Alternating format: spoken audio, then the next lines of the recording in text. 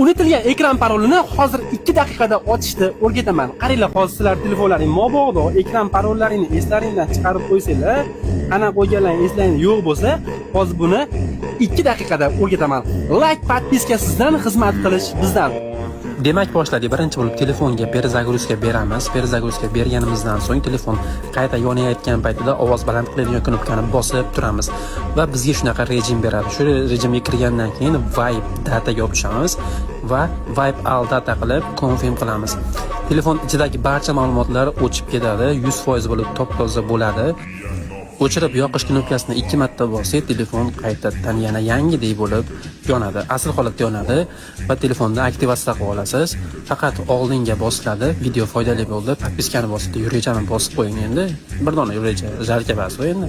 Telefonni aktivatsiya qildik. Mana telefon ekran paroldan xalos bo'ldi va telefon ochildi. Shunaqa foydali videolarni o'tkazib bo'lmaslik uchun podpiska bosib qo'yinglar va bu videoni eng yaqin do'stingizga jo'natib qo'ying. Bir kun kelib sizga ham kerak bo'lib qoladi. Like, podpiska sizdan, xizmat qilish bizdan. Bosdik.